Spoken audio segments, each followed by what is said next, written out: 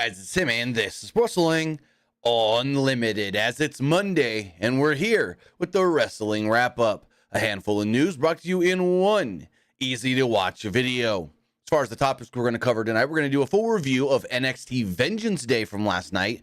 We're going to talk about everything we know pertaining to The Rock, Cody Rhodes, and Roman Reigns at WrestleMania, how long at least some within WWE has known that this match was possible and probably going to happen. We're going to give you the details on everything we know so far as Stardom firing Rossy Ogawa. We've got some news on certain superstars and where they're going on the main roster potentially. One NXT superstar's contract up this year, and then we got some quick hits. But with that, we got a bunch to talk about, and we do have the poll up right now on the live stream for YouTube if you're watching, to let us know what you thought of last night's NXT Vengeance Day. We'll put the poll up on Twitch right now as well. What did you think of Vengeance Day? We'll just put it up now. I liked it. It was all right.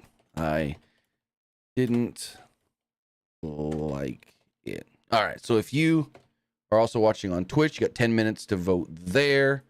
Boom, boom, boom. So yeah, we got a lot to talk about, and I'm trying to think.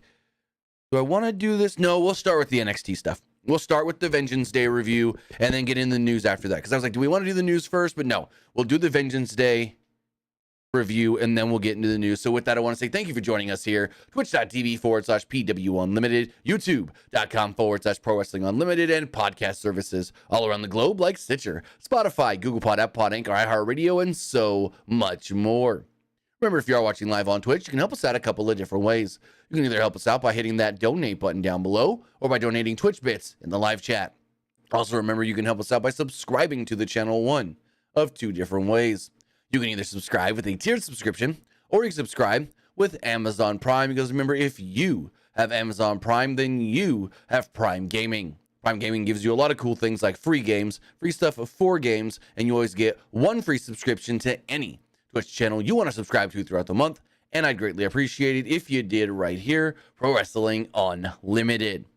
Also, remember to head over to YouTube, hit that subscribe button. That way you know when we post new videos, when we go live and post things to the community tab. Also, hit that join button to become a channel member. And remember, if you're watching live on YouTube right now, you can donate a super chat to make sure your comment, question, or concern does get read live on the air. And finally, head over to the Epic Game Store. Head over to the Epic Game Store and buy something. Whether you're buying a new game, whether you're buying an old game, whether you're claiming the free game, Doors Paradox, or getting bucks for Rocket League, Fortnite, or Fall Guys, use this code right here, PW Unlimited, at checkout, and you will be supporting us at no extra cost. Again, use code PWU NLIMITED for all Epic Games and Epic Game Store purchases. So as far as NXT does go, pull up my notes here. For the Vengeance Day, so if I'm going to give you my overall reactions, I thought Vengeance Day started off really hot. Now, they did have an issue in the first match where the ropes weren't tight enough, so there was some hiccups there. They fixed it following that, but I thought the first match of the night, really good. I thought then the show was just okay to good. And then that main event with Ilya Dragunov and Trick Williams was awesome. I thought Ilya Dragunov and Trick Williams killed it in the main event. And then I do have a slight gripe with something that WWE is kind of starting to do that is now making things very predictable. We'll talk about that with the main event angle, I guess you could say, at the end of the show. So we didn't have the kickoff show. I watched bits and pieces of the kickoff show. I saw frickin' Sam Roberts actually say that Baron Corbin is one of the most decorated main roster superstars ever. What? One of the most decorated main roster superstars ever. And that made me want to go look at what championships and what things Baron Corbin has actually won in the WWE. And so when I go to Baron Corbin's Wikipedia, he is a one-time Intercontinental Champion. He's won the Andre the Giant Memorial Battle Royal. He's won the 2019 King of the Ring, and he won the 2017 Men's Money in the Bank. How is that one of the most decorated? He's won literally one championship. Yeah, he won King of the Ring, but he got nothing for winning King of the Ring, so that meant nothing. Yeah, he won the Andre the Giant Memorial Battle Royal, but everybody who's ever won the Andre the Giant Memorial Battle Royal has never gotten anything from it, and he won Money in the Bank and failed to cash in. So, what? I mean, in 2018, in the WWE Year-End Awards, they did name him Most Hated Superstar of the Year, so yeah. I don't know. That was an interesting one. Where he was like, Baron Corbin, one of the most decorated main roster superstars ever in history, and he's doing his greatest work that he's ever done now in NXT. So I'm like, Did I say Intercontinental? I meant United States. So sorry, guys. Oh, we'll get to that since Saturday. So the pre-show, nothing happened. They were in the studio from Stamford. It wasn't even like a at the venue pre-show, other than Kelly Kincaid every so often will pop in and be like, we're here with Dragon Lee. You got a big match for the North American Championship tonight against Noble Femi. What do you think? And she did that a couple of times, and that was about it. As far as the show does go, the main show kicks off, and they let us know that it is opening with the Dusty Cup Finals. Booker T had some sort of a medical procedure, is not here, and Wade Barrett is returning to work with Vic on the call. They said it's a one-night only thing. We did get the finals of the Dusty Rhodes Tag Team Classic. Braun Breaker and Baron Corbin, the Wolf Dogs, against Trick. I guess they call them the Trick Mello Gang. Trick Williams and Carmelo Hayes. And so earlier on the pre-show, now this was weird too. There is a continuity issue here. So early in the day, before the pre-show even went on the air, WWE was posting videos on social media of superstars showing up to the building for Vengeance Day. And there was one that showed Braun and Baron walking in together, both wearing black cowboy hats. So on the pre-show, Baron's talking to Braun, and Braun's like looking over the SmackDown contract, and he's like, you gonna sign the contract? And Braun's like, well, I got to go to Raw and see what Adam wants to offer me, and then I'll make a decision. He's like, yeah, you're a highly sought after free agent, bud, or something like that. And I'm like, oh, the real bidding war of 2024 is for Braun Breaker. But Braun then goes, hey, I got something to show you. And he puts on the cowboy hat, and Baron goes, what are you doing? I'm wearing the cowboy hat. I told you I'm going to wear the hat tonight. We can't both be doing the same thing. And I'm like, what? I saw like 2.5 hours ago, you both walk into the building wearing the hats.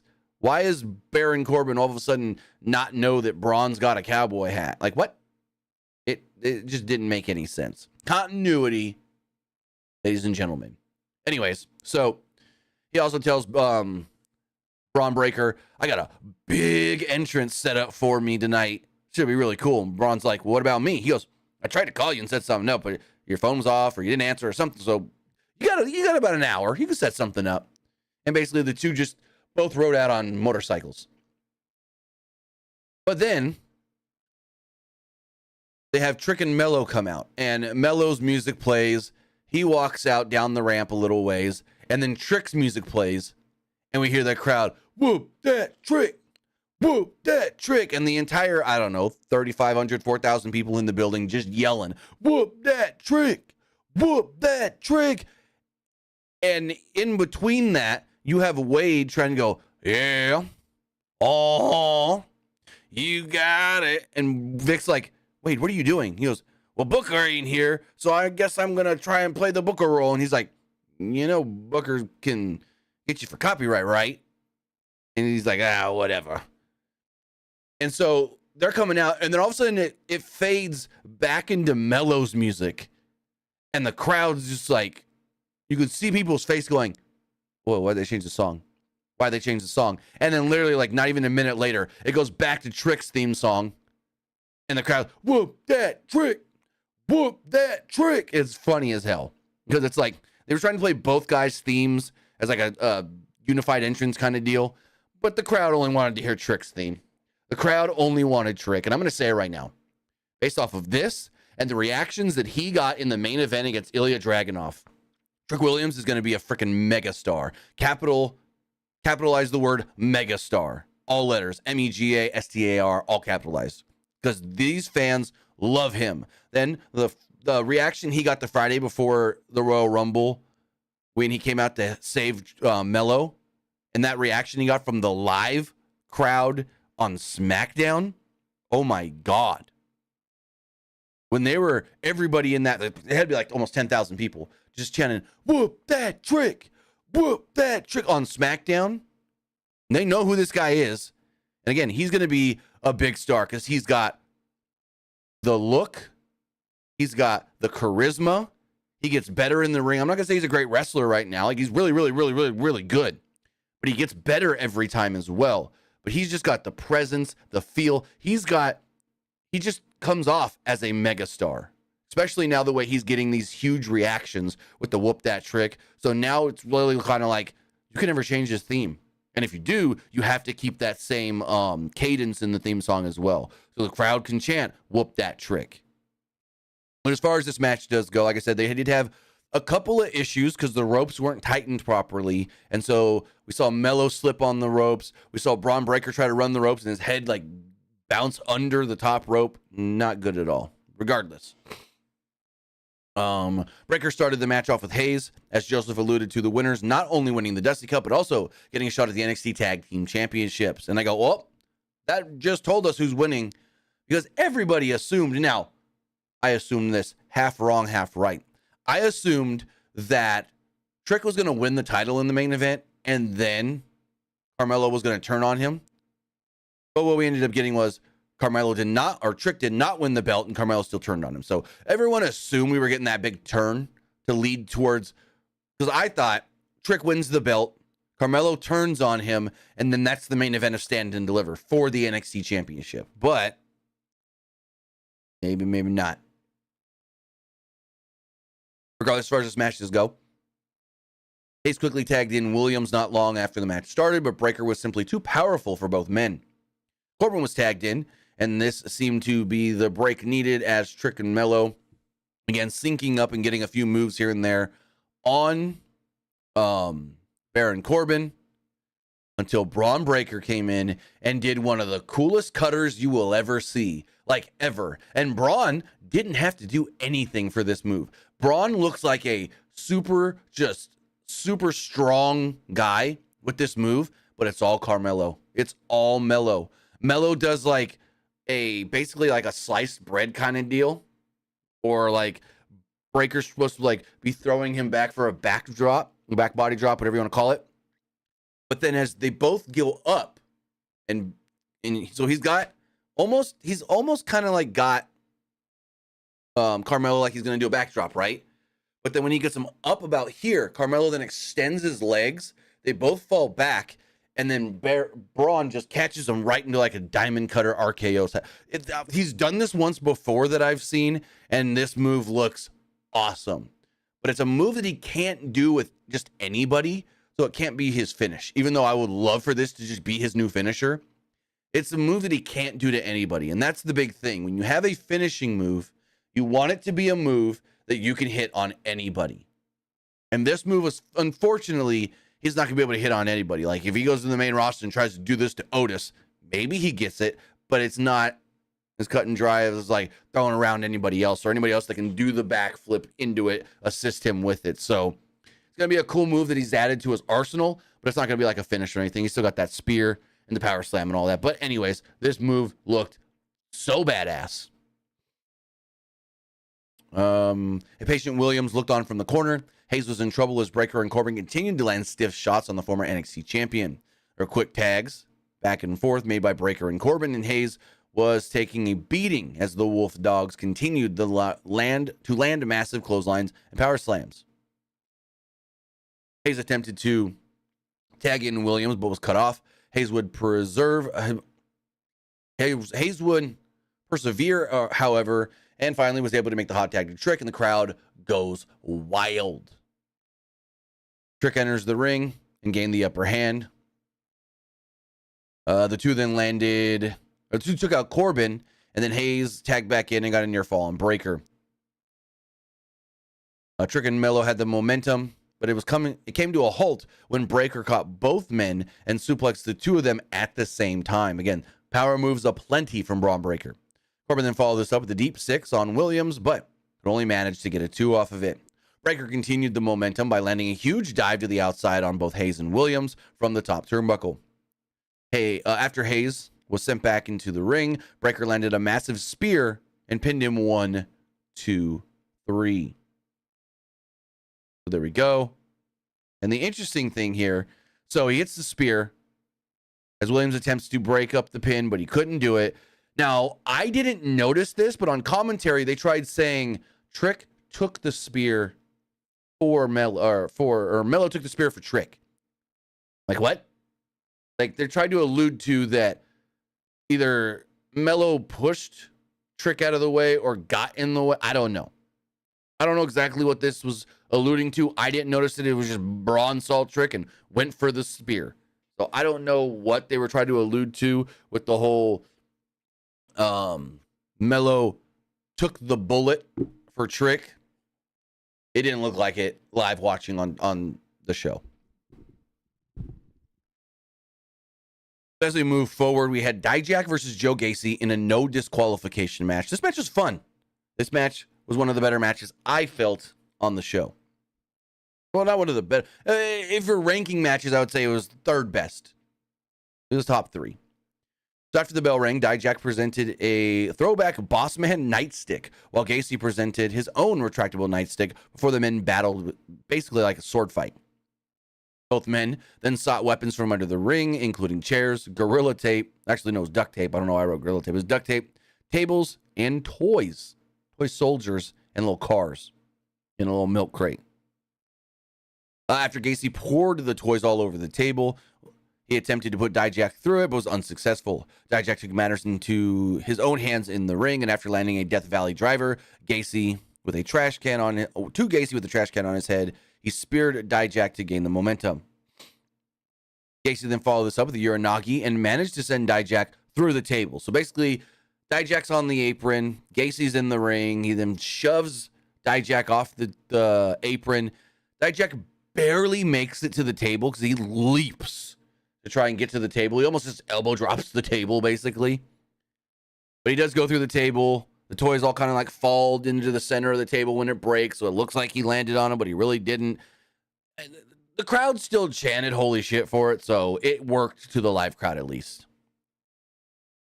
Yet Djack kind of just quickly recovered and nailed Gacy with a chokeslam in the corner onto a chair.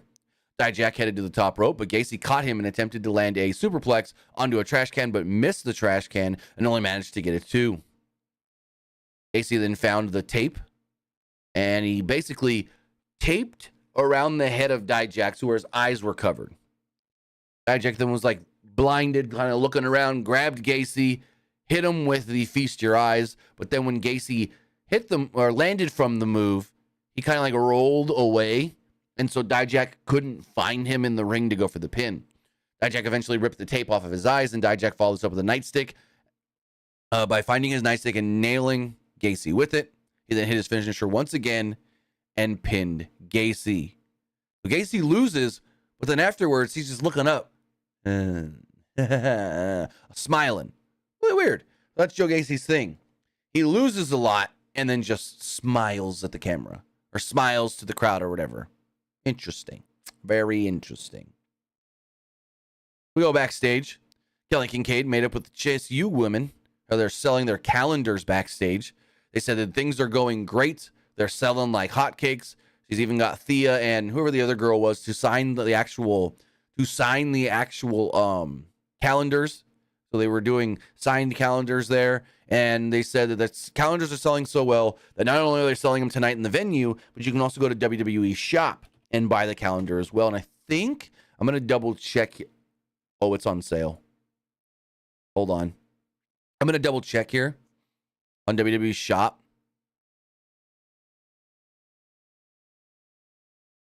But they said the calendar was supposed to go on sale. I don't see it on here unless it's sold out online already. Chase you. I don't see the Chase U calendar on sale online yet. Unless it's already sold out online. But I want to show you guys this really fast. This has nothing to do with Vengeance Day. But I got to show you this. We knew this Funko Pop was coming. And it's now available. And I think I'm going to need to purchase it.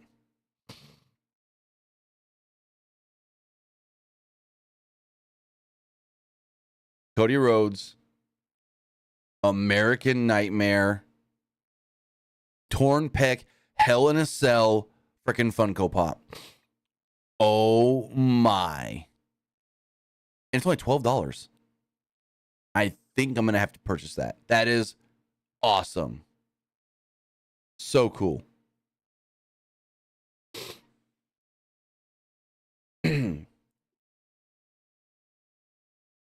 Let's get back to my notes.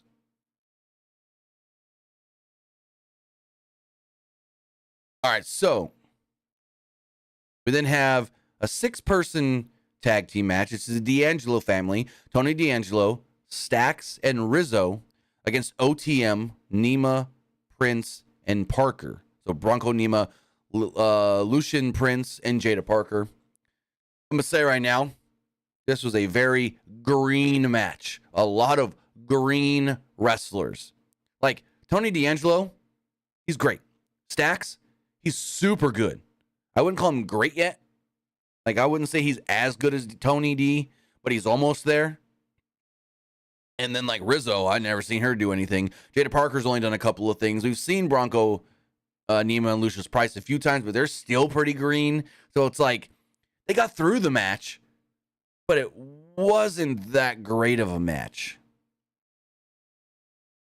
So after OTM made their entrance, the family's music hit, but OTM was waiting for them in the ring and didn't see him come down the aisle because, well, the D'Angelo family actually attacked from behind in the ring. Rizzo and Parker battled after the bell rang. The family was soon in full control, with both Rizzo and D'Angelo landing assisted cannonballs in their downed opponents in the corner. And this is a little clunky and bad. So they're doing this spot where there's the OTM guys and girl are sitting in the corners waiting for cannonballs. And so Tony D gets Stax and he launches them into one corner. Rizzo then tries to do the same to Tony D, and like they just stop for a second. Tony D's like, no, this is not how it's gonna go. But like he starts like telling her like she messed up the spot or something.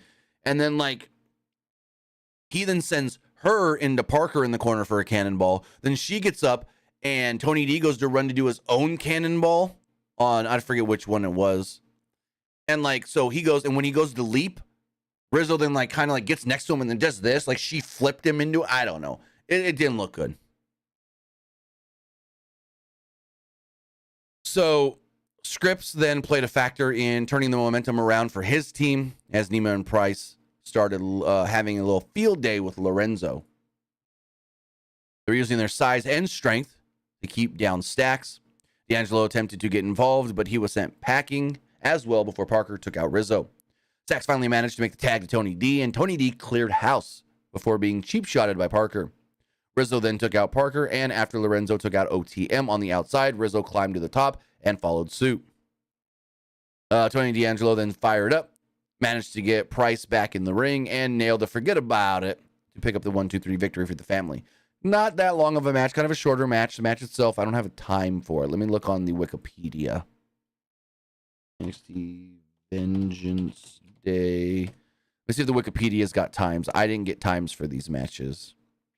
So the first match with the Dusty Cup went 14 and a half. The Gacy Djack match went almost 12 minutes. This match went about 10 minutes. And it was okay. It was passable. It wasn't like bad to watch or anything, but you could tell there was a lot of pre-planning in this match for sure.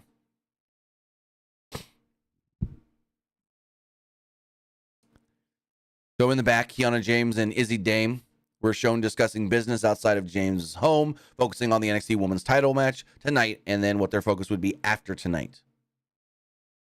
Trick and Mello were backstage being checked on by medical. Trick asked Carmelo why he took the spear tonight, and Hayes stated, well, I needed to protect you because you still got a main event to go fight. Trick then stated that he wanted Melo by his side. We then got a promo hyping up NXT Stand and Deliver 2024, taking place live on April 6th from the Wells Fargo Arena, or Center, in Philadelphia, Pennsylvania. Then we had the NXT Women's title match, which started off as a singles match and then turned into a triple threat when Lyra came out and cashed in her contract. So they did the entrances and everything, and then both women tried to gain momentum with some technical wrestling, but it ended up being kind of like a stalemate, as one wrong move could have cost each woman the match. Lyra switched things up and started to use power on Roxanne and attempted to take her to the outside, but she caught the challenger with a massive forearm. Perez then retaliated and hit a moonsault off the ropes. The aggression between both women started to get higher as Lyra was caught with the Hurricane Rana off the top turnbuckle. Roxanne followed this up with pop rocks and looked like, oh, she may have it won. And then Lola Vice's music hits. And then it gets weird for a second. So Tatum Paxley attempted to interfere, but no avail. Vice then comes out and cashes in her breakout contract. And then things kind of just pause.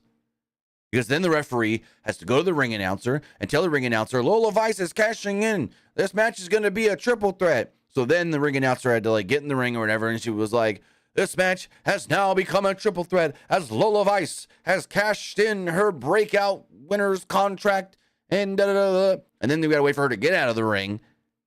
And then all of a sudden it's like, okay, well now Lyra and Roxanne are just standing up perfectly fine, waiting like, okay, I'm recovered. And I think it was Wade that may have said on commentary, why didn't she just wait till after the match when both women had been fought through a big freaking grueling match? And here's the thing. You would think that's the smarter move. You would think that cashing in after the match was the smarter move. But we have seen with Seth Rollins at WrestleMania 31 that cashing in during a match and making a triple threat could also be successful, as Seth successfully did that at WrestleMania 31. So, yeah. So the match does become a triple threat match. Lola took control of the match for the next few moments, as both Lyra and Roxanne were tired at this point, but not as tired as they could have been. Perez then managed to switch things up by hitting both women with suplexes, but couldn't hang on to the momentum. Valkyria then found a second win while Lola was still on the attack. Perez was able to hit the pop rocks once again on Valkyria, but Paxley would run in and basically tackle Roxanne to the outside. Remember, now there's a triple threat, no disqualification. Vice then attempted to take things home, but Lyra was too much for her. She then hit the Nightwish, her Michinoku driver, and pinned Lola Vice to retain the championship. And I'm like, okay, I know they like Lola Vice. I know they see her as like a star in the making, but this did her no favors. This made her look bad to the umpteenth degree. She cashes in the middle of the match. She turns it into a triple threat, and then she's the one that takes the pin. What are we protecting Roxanne for? Like, god dang. If Lola was going to lose, have an unsuccessful cash in, she shouldn't have been the one taking the pin. So at least she doesn't look too stupid. It should have been Tatum taking out Lola and then Roxanne getting pinned. That's what it should have been. So Lola doesn't look as bad. So we go to the back, and Chasey are still selling more calendars. There's a line of people wanting them autographed and this and that.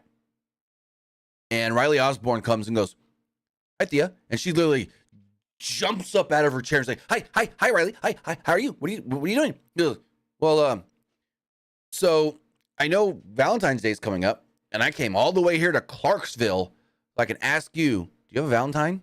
She looks down at JC. She's like, no, I don't. No. He's like, well, then if not, I would like to know if you would like to be my Valentine.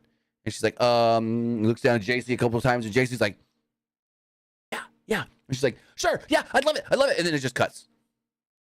This was weird to do on the PLE. It's like, oh, he had to wait till the pay-per-view.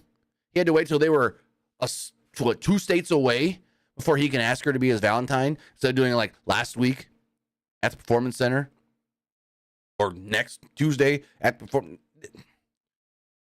I get it, but it was just kind of like, I drove all the way here to Clarksville to ask you this. You couldn't wait until Tuesday. You could have asked her last week. I don't know.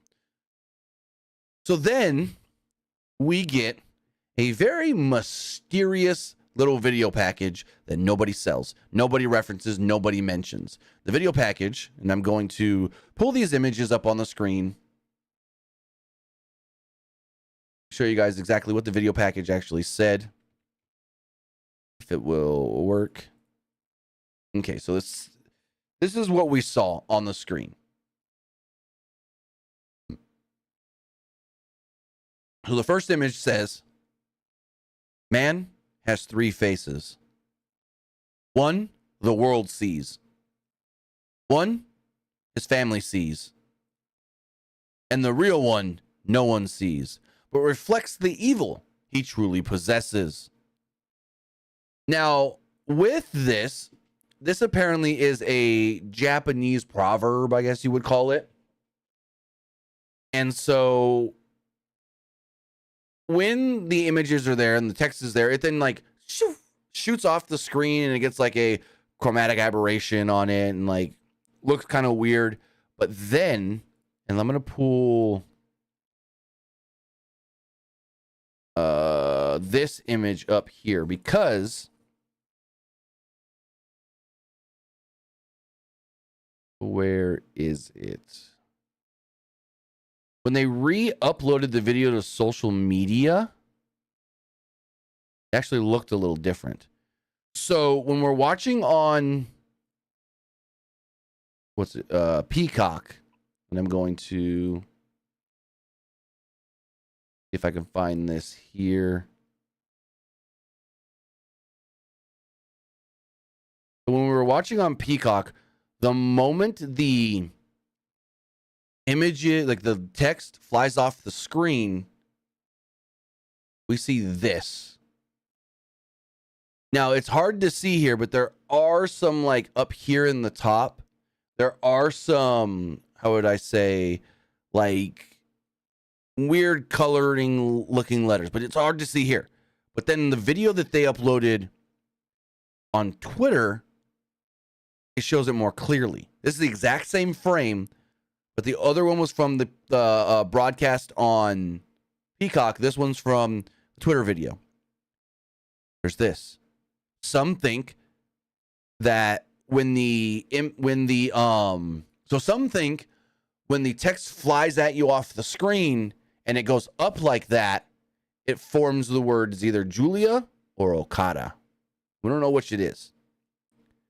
Some think it's Julia, but others think it's Okada. Some think it's Julia because basically it's known Julia's going to WWE, but some think it's Okada because the verbiage of what was said. His, he, him. So it has to do with some incoming Japanese superstar, but we don't know who yet. And if it's them already teasing Julia, we're talking about it later, but may not be the smartest of things. Let me move on to the North American title on the line. It's Obafemi defending against Dragon Lee. And this was great. They did a great job of just making Obafemi look like a monster.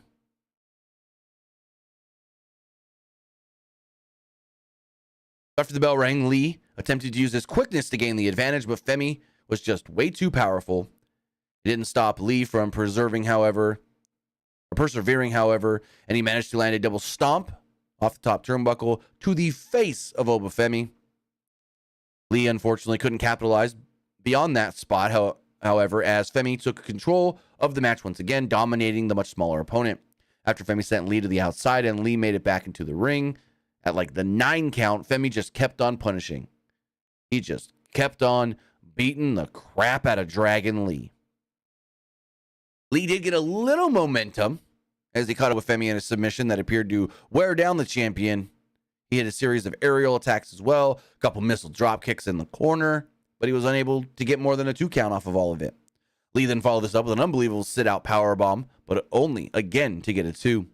Both men then saw themselves on the ring apron as Lee looked like he was going to continue the fight back inside the ring and whatnot, and he was swatted out of the air, and Obafemi kind of had like a glazed look in his eyes. Lee attempted to get back on track, but Femi was in the zone. And after sending Lee through the announce table, he sent Lee back into the ring. Lee still tried to continue to make a comeback, but Femi made it not happen. Not happen at all. And he had a massive pop-up powerbomb and pinned Dragon Lee to retain the championship. So then we go backstage to the Chase U calendar stuff again. And Lexis King comes up and he's looking at the calendar. And then he tries to make a pass at Thea, asking her on a date and whatnot. And Riley Osborne zooms in, attacks Lexis King, and the two brawl all over this little area. So I guess that's why you could say that's why he didn't wait another 3 days or 2 days to ask her, because he thought someone else was going to hit on her before that. Okay, why don't you just ask her last week then, guy? Then they send it to NXT General Manager Ava being interviewed by Kelly Kincaid. And Ava came off so nervous, talking a mile a minute. It's like they told her, you got 5 minutes of dialogue, but only 60 seconds to perform it all. And Kelly Kincaid's like, so I'm here with the NXT General Manager, Ava. Ava, what do you think of the start of tonight's show so far? She goes, this has been great. This is the first PLE that I'm here as General Manager, and I think things are going really, really well. And then we're going to follow this up on March 5th, where we got the NXT Roadblock show. And then Kelly Kincaid was like, and we know that we have NXT Stand and Deliver coming up in April, but, this crowd really loving NXT. Could we see NXT go back on the road again? She said, yep, we're going to be going back on the road. We're going to go back on the road in May. We're going to go on the road in May for Battleground. And she's just talking so fast. And I'm like, slow it down just a little. I get it, you're nervous, but slow it down just a little. So then Vic Joseph was telling us everything we can expect on NXT on Tuesday, and this was weird. So he's like, on Tuesday, we're going to see Lexis King versus Riley Osborne. We're also going to see the Wolf Dog celebrate winning the Dusty Rhodes Tag Team Class. Wait, what? There's what? There's what going on backstage? Hey, what? And I'm like, okay, Vic. Okay, that sounded so oh my God. And it's Roxanne Perez and Lola Vice brawling backstage. Nothing really comes up. They break it up. Then we go to our main event. And boy, howdy, was this main event awesome. It was an Ilya Dragunov match. And you know that because these guys were beating the dog piss out of each other. It was Ilya Dragunov defending the NXT Championship against Trick Williams. And boy, this was you could throw this match on a WrestleMania card, put it second or third on the card, and the crowd's going to love it. This had what they call big fight feel. Both men were looking to establish dominance early in the match, and Trick started bleeding pretty quickly from the mouth, but that was because he already got busted open from the mouth in the first match earlier in the night. But Dragunov landed a massive clothesline to Williams. Like I said, that kind of busted him open. It may have been his nose, not his mouth. I don't know. But his teeth and everything are all red. So Dragunov slowed things down with some ground and pound and some ground games. Less than 5 minutes in. And Ilya has a busted nose as well. The match then heads to the outside as Hayes was watching on, trying not to get involved. Dragunov nails Williams with the Death Valley driver on the, quote, hardest part of the ring, the apron.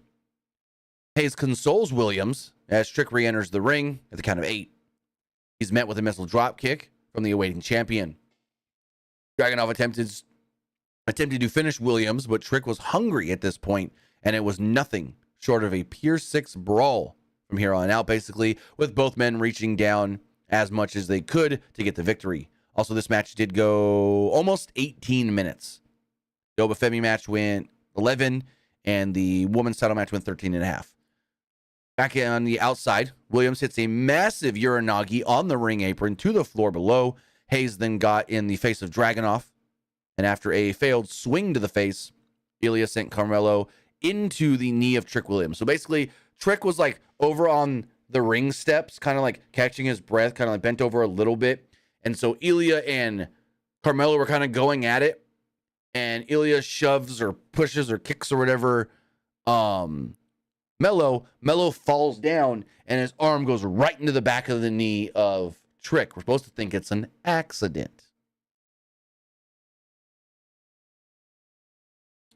So they both get back in the ring after Williams attempted to recover from this. Dragunov hit him with everything he could, including an H-bomb from the top rope, but Ilya could only get a 2 off of it. Williams then followed this up with a big boot and then accidentally took out the referee, but Hayes as well. Williams then landed his trick knee, but there was no ref to count. And the crowd's out here. 1, 2, 3, 4, 5, 6, 7, 8, 9. And finally he realizes, oh, there's no ref. Another ref then slides in. 1, 2, kick out. So they start fighting again. Williams gets knocked down. Dragunov goes to the top rope, tries to go for an H-bomb, but Trick gets the knees up. Both men at this point are exhausted and just got their reserve tanks going, just trying to finish the other off. Dragunov lands a Torpedo Moscow and defeats Trick Williams to retain the championship in a great match. Hard-hitting, violent, just, oh my God. I'm going to say right now, this match, probably already on the list of Match of the Year contenders. I don't know if it'll survive throughout the rest of the year. We still got like 11, 10 months to go. But this match right here, on the list of Match of the Year contenders for sure. So the match ends. Dragunov goes up the ramp. He stops. He celebrates. And then they cut back to the ring. Mello gets in the ring. And he's hugging Trick. And he goes, Trick, it's okay. It's okay. I got you. I'm here for you. It's you and me. It's the Trick and Mello gang. We got this. We got this. And the trademark logo pops up on the bottom of the screen. Then the trademark logo goes away, and the show is still on. And I go, really? And they're still hugging at this point. And then they let go of the hug, and they're kind of like next to each other for a second. And I'm like, well, we know what's about to happen because the trademark don't go off the screen if the show's not really over. The show fades to black with the trademark still there. So then Mello does a great job here of the slow build of this spot. So they release the hug. Mello then slowly gets behind Trick. And Trick is like holding his head and he's holding his gut. And he's like, and he's selling the pain. He's looking up at Ilya before he walks to the back. And Mello's face just goes. He kind of starts breathing a little heavier. And he's waiting because he wants the crowd to know what's about to happen. And then he attacks and he goes on the beat down of Trick Williams. He grabs a steel chair and just starts unloading. Kabah, kabah, kabah, kabah. He's just beating him with that chair on the knee over and over and over. He stops and the chair's literally bent over itself, kind of. He looks around and the crowd's booing and Trick's down and he's holding the leg and the knee and he's like, and you hear Trick writhing in pain and he looks down and he's just like, you know what? Just more shots with the chair. Just keeps on going and keeps on going. He finally, and this was before he like put the chair down like he was going to sit in it. And they said, no, I'm going to hit you some more. Then he puts the chair down and sits in it and he just looks over Trick like, you goddamn guy, you son of a gun. Referees and officials come in. They're like, Mello, get out of here. Mello, get out of here. They're looking after Trick. They're checking on Trick. Mello kind of like climbs up the ropes a little bit. And so he's like, looking down on all of them, checking on Trick, and he's like, yeah, I don't know what he was saying, but he was mouthing some stuff like, screw this, F you, and da-da-da-da. Now, here's my one thing. I thought this was great. We knew that this was happening. We knew that the turn was eventually going to come. But with how big of a star Trick Williams is becoming, how much people love Carmelo Hayes and love them together, I wish they would have waited. I actually wish they would have waited and done this on the main roster. My opinion, I think what they should have done was not do the turn in NXT and call them both up at the same time to SmackDown or Raw or whatever. Then for maybe 2 or 3 months, we slowly start to see the dissension continue between the two. Like this is literally, you don't got to finish the story in NXT. You actually, like they've done it sometimes, but they haven't really done this much other than with like Kevin Owens and Sami Zayn, where you bring an NXT storyline to the main roster. And what I would have loved to see them do was do this in a way of they're cool on the main roster. They're getting some wins as a tag team. They're doing their thing. But you know that Trick is jealous, or you know Carmelo's jealous because Trick is getting the bigger reaction. To the point where eventually Carmelo does the turn on the main roster. Then we get this in front of a main roster crowd. Then they can do this at like Saudi or SummerSlam in a bigger setting than, no offense, Stand and Deliver. Not saying that this was bad. Not saying that whatever this match is going to be at Stand and Deliver is not going to be great. It's not going to be in front of maybe 10,000 fans or so. But if they could have played this out just a little bit longer, maybe saved it till SummerSlam on the main roster, it could have been so much better. It could have been so great. And then that would get the sympathy on Trick with the main roster crowd as the babyface, where his friend turned on him and this and that. I think this would have been a great way to bridge the whole, they both come up at the same time from NXT, and then we complete the story on SmackDown, on Raw, with a main roster massive pay-per-view match. So overall, I loved the show. Overall, I thought it was easy to watch, really good. I heard that even though I felt the women's title match, which became a three-way, got a little clunky in spots, I heard that there was a lot of praise for it backstage, so that's good to hear. And so, yeah, overall, pretty dang good NXT Vengeance Day. So as far as what you guys all thought of the show, I'm going to pull up the polls right here. Give me 1 second. As far as the Twitch poll does go, everybody that voted did like the show. As far as the Twitter X poll, 81% liked the show, 13% thought it was just all right, and 5% didn't like it. Looking at the Threads poll, 56% liked the show, 33% thought it was just all right, and 11% didn't like it. YouTube community poll, 74% liked the show, 18% thought it was just all right, and 8% didn't like it.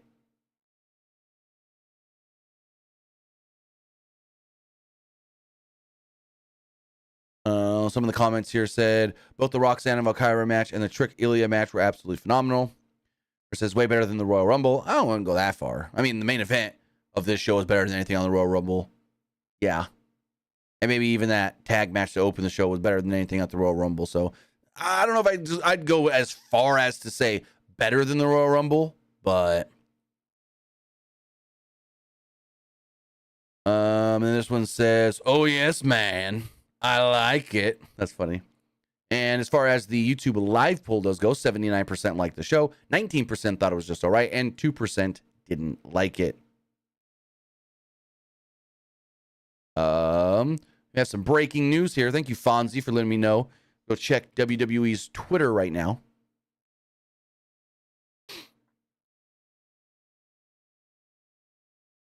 Oh, I missed a match in our preview. I missed a match in my Raw preview. The 4-way tag team match. Also, WWE has announced Miz versus JD McDonough.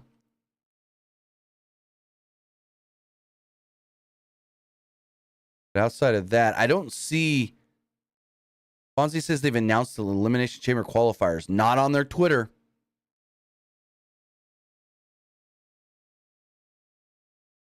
Not on their Twitter, Fonzie.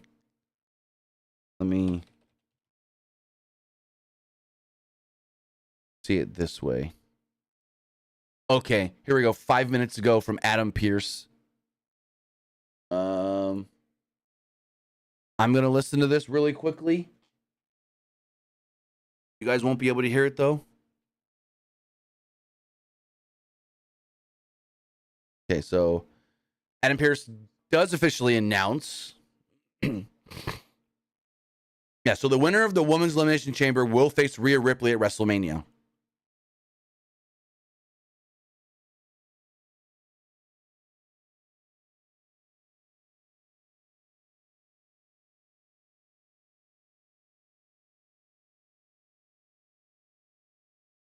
Qualifying matches tonight.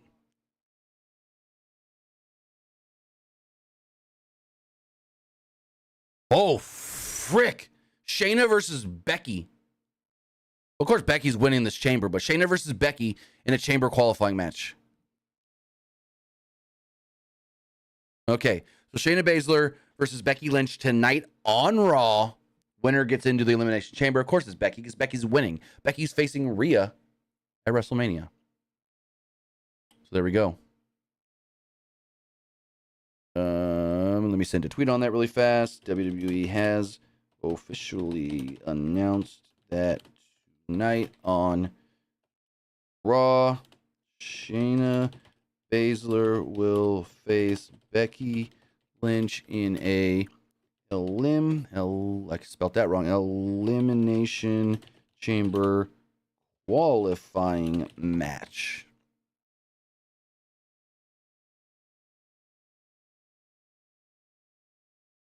Two seconds. But elimination wrong still. Oh no, I see what it did. All right, so we have this. We know about this now. Now the big question is, how many weeks are till Elimination Chamber? That's the big question. Because it's like they're only doing one qualifying match tonight. Is what it seems like. When's Elimination Chamber exactly? WWE Elimination Chamber, WWE Elimination Chamber. Elimination Chamber is taking place on February 24th. So we have tonight and 2 more Raws to figure all that out. Gotcha. Tonight and 2 more Raws. Right on. It was just announced that tonight on Raw, we will see Shayna Baszler versus Becky Lynch in an Elimination Chamber qualifying match. Bingo, bango. Post that tweet. There we go. So, as far as the news does go, and I just lost my notes. Reopen those from Google. Google Docs. Also, we do have a super chat from Elite Tiss. Says, poor Valhalla, she going to put Maxine over. Possibly. I could see it. I could see Maxine pinning Valhalla tonight. I could really see it happening, unfortunately. As far as the news does go, the first story we are going to talk about here does have to do with WrestleMania, Cody Rhodes, Roman Reigns, and The Rock. So coming off of SmackDown, basically WWE alluded that we will be getting The Rock versus Roman Reigns at WrestleMania. Now, nobody said anything. Nobody actually officially said it's Rock Roman. Title on the line, this, that, and so forth. All Cody said was, I eventually want to come after your belt, but not at WrestleMania. He left. Rock got in the ring. Him and Roman squared up. And then WWE said both men will be in Vegas on Thursday for a press conference involving WrestleMania. And so, as we go into the weekend, fans are pissed. Fans are irate. Cody's getting screwed. Cody's match was stolen from him. This and that. We hate The Rock now. Cody... We want Cody trended all the way till yesterday. Let me see if it's still trending on Twitter. Till like late in the afternoon yesterday or early afternoon or whatever yesterday. We want Cody was trending. I don't know if it's still trending now. I haven't checked today. But like even yesterday, hashtag we want Cody was still trending. And it's not trending anymore. But it trended for a good almost 48 hours. Like all things Cody, Rock, Roman, Mania, Seth related. And so fans are now mad, thinking, hoping, wanting a course correct here. Wanting them to say, no, you guys are all wrong. It's not Rock and Roman. It's Cody and Roman. Yet, we know, per reports from Fightful, from the Wrestling Observer, and so forth, no, the plan is Rock Roman. The plan is Seth Cody. And that's where they're going forward. Now, then you ask the question, well, if it was the Rock Roman, why did Cody win the Rumble? Was that a course correct there? Was that an audible because Punk got hurt? No. The original plans for WrestleMania were Seth and Punk, Roman and Cody. Cody won the Rumble. Bada bing, bada boom, challenges Roman. There we go. He yells at Roman. He points at Roman. He says at the press conference, I want Roman. So your question keeps asking, well, if they knew Rock was getting this match, what the hell? And apparently, they've known since January 3rd Rock was getting this match. I don't know who all knew, but according to Dave Meltzer on last night's Wrestling Observer Radio, on January 3rd is when The Rock agreed to join the board of directors for TKO. And in doing so, he got $30 million in stock, and they talked to him about doing, talent stuff, having a match. And it was agreed upon that he would face Roman at WrestleMania. But word is that maybe Rock, they agreed upon it, but Rock still wasn't 100% committal. So that's why they went with Cody winning the Royal Rumble. He was then going to face Roman. But then when CM Punk went down with injury, they then told Rock, no, we have to get you. You have to do the match for the company's sake. And that's when he said, okay. And we go from there. Now, other word was that Cody didn't know about this until right before he was leaving, I guess, to come to the building. Word from Fightful is that Thursday night, Cody thought he was coming to challenge Roman. But then Friday, before he actually got to the building and whatnot, he was informed, hey, you're fighting Seth at Mania. The Rock's going to be here, and you're going to set up him and Roman. Now, I've seen a lot of people online saying, well, Triple H screwed with us. Well, Triple H booked this story for a year only to not give it to us. We don't know that for sure. For all we know, this was a call above Triple H's head. For all we know, Triple H wanted it Roman and Cody. But then when The Rock joined the board, Nick Khan and Ari Emanuel pulled an old okey-doke rope-a-dope and said, hey, by the way, Paul, you're not going to do the match you want. You're doing the match we want. Now, we don't know that for sure, but that's one thing that could have happened. And so Triple H could be scot-free. Triple H wanted it to be Roman and Cody. Heck, last year, Triple H wanted Cody to beat Roman, and Vince came in and vetoed it and said, no, Roman's winning. But could this be 2 years in a row, Cody getting screwed, but Triple H also getting overruled as well for what he wanted? I don't know. But again, according to Dave Meltzer, on last night's Wrestling Observer Radio, he did state that when The Rock agreed to join the board on January 3rd, that's when this match was basically agreed upon in principle. Now, 2 days before that is when he did the whole, I want a seat at the head of the table thing on Raw. So even since then, it's been in play, I guess you could say. Now we have to wait and see what happens tonight on Raw. Cody's got the bull rope match with Shinsuke Nakamura, and we sit and we wait. We don't know if Cody's going to make any reference to this. We don't know if maybe Cody beats Nakamura in the bull rope match and then Seth comes out later and goes, so have you made up your mind? We don't know. But what we do know is, for the most part, they got to make up their mind by Thursday in that press conference, because Rock's going to be there, Roman's going to be there, Cody's going to be there, Seth's going to be there, and then Bianca and Rhea as well, with Triple H speaking and so forth. So we'll see how it all goes, but right now it's kind of like, according to a report from Fightful, some backstage do hope that they course correct. Some backstage do hope that they see the reaction from the fans over the weekend and says, no, we're turning this to an angle to swerve, boom, bang, bing. So, again, we don't know. We know what they want to do, but just because it's what they want to do doesn't mean that's the eventual road we go down. Now, last night, big news dropped coming out of Japan with Stardom. So Stardom sends out a tweet, and basically it just says, and let me see if I can find the actual tweet itself. Now I don't have the actual tweet. I thought I did, but basically it was stating that Rossy Ogawa has been terminated from the company, and staff and talent were informed last night about this decision. They would then go on their website to release a statement, and this is through Google Translate, so if it's not 100% accurate, that's why, because it's in Japanese, stating, quote, since 2019, our company has entered into a contract with Rossy Ogawa, the founder of Stardom, and has appointed him as an executive producer and outsourced work related to Stardom. However, we would like to inform you that we have come to know that he has poached many Stardom players and staff, and we have decided to cancel his contract. We We apologize for any inconvenience this may cause you. As a company, we will continue to aim for the future development of Stardom, and the players and staff will continue to work together to deliver excitement to all the fans. So we will continue to receive the same compliments as before. I am very fortunate. So Dave Meltzer gave a little more context on this, and this has actually been something that's been brewing for months now. So apparently months ago, Rossy Ogawa got fed up with being overruled, or Bushiroad executives saying, we want you to do this on the show. We want this, we want that, blah, blah, blah, blah, blah.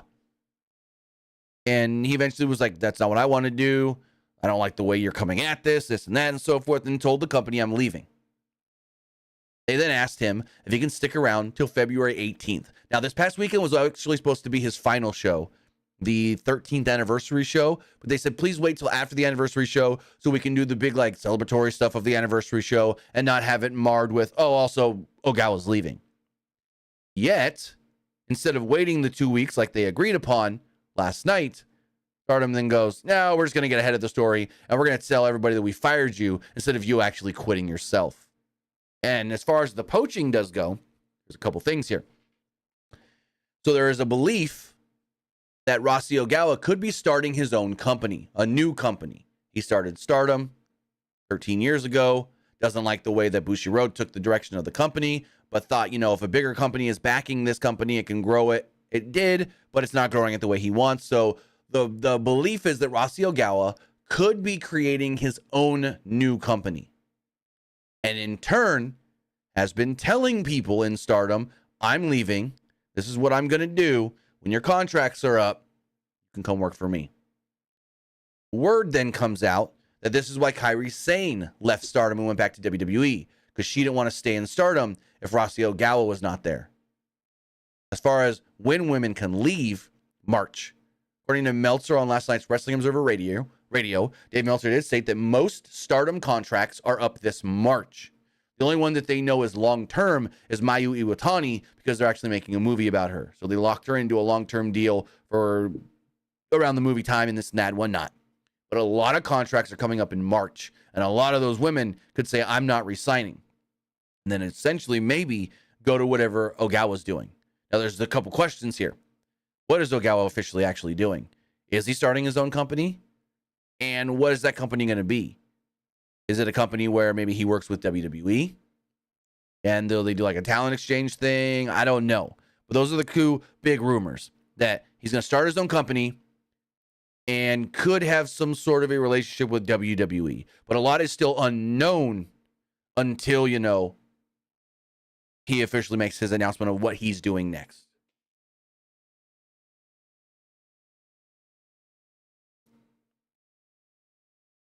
Now, as far as we get back to some WWE news, talk about a couple WWE superstars and where they could be going main roster-wise. This news does come from Mike Johnson over at PWU Insider, as he writes the following. Current plan is for Andrade to be a babyface on the Monday Night Raw brand. PWInsider.com has confirmed. When it comes to Tiffany Stratton is done with NXT and will be full-time on the SmackDown roster going forward. WWE sources have confirmed, and she will remain a heel. When it comes to Jade Cargill, Jade has not been officially assigned to a main roster brand as of this writing. The original plan many months ago was Raw, but that could always be changed. So, Andrade, a Raw superstar as the babyface.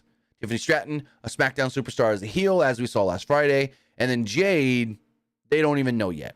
Jade did show up on SmackDown last Friday and had a meeting with Nick Aldis.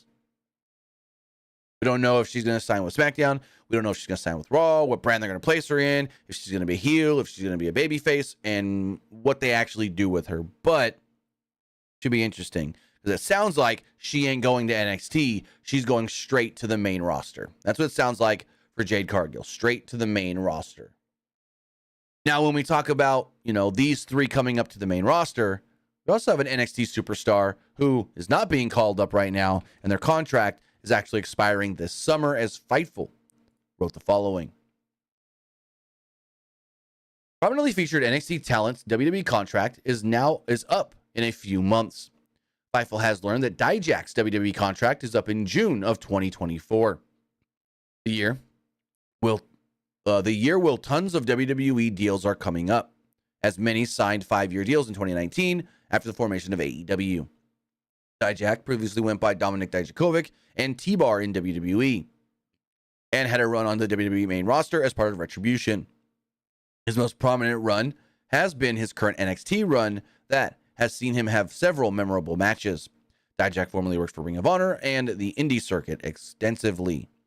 So it's unclear if he's going to re-sign or if he's going to stay with the WWE going forward past his contract expiring in June. But we do know that Djack's contract does expire this June, and I think we know Seth Rollins' contract's up in June, Becky Lynch's contract's up in June, Ricochet's contract's up sometime later this year, Finn Balor's contract's up later this year, Drew McIntyre's contract is up around WrestleMania time. So WWE has a lot of contracts coming up in 2024, and we'll just wait and see exactly how that all does really play out.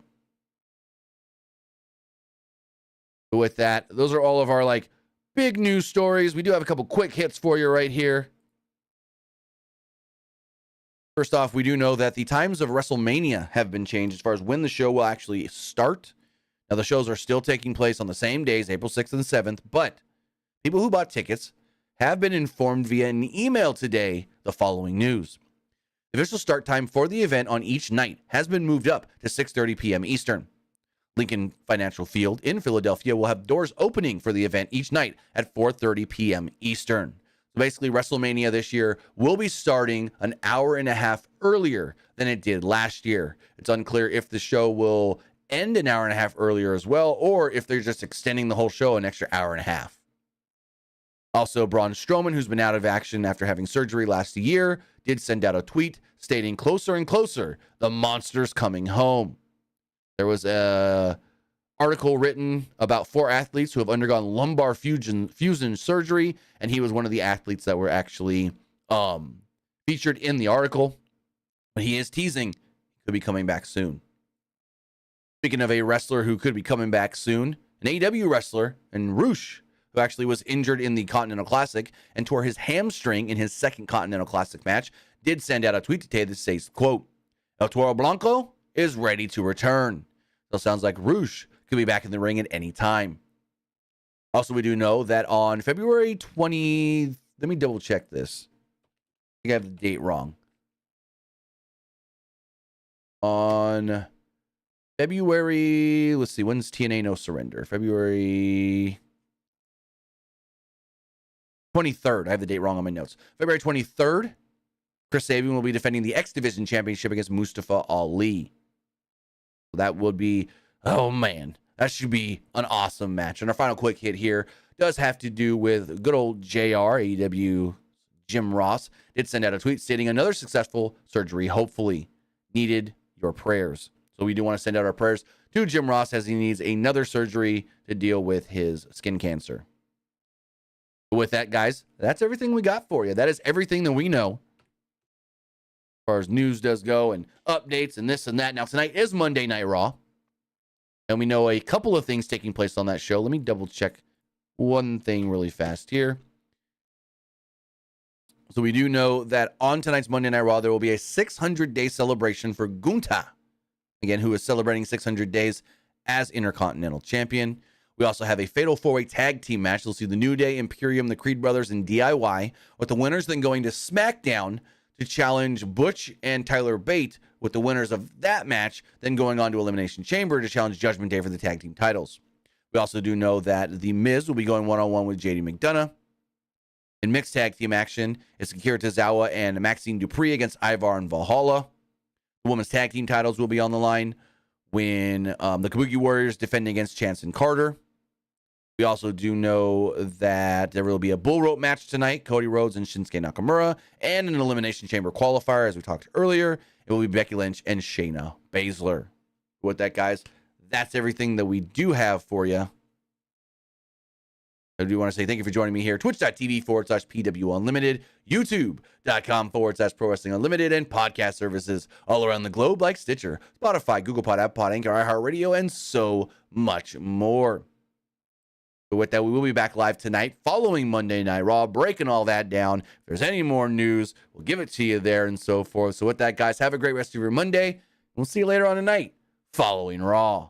Have a good one, guys.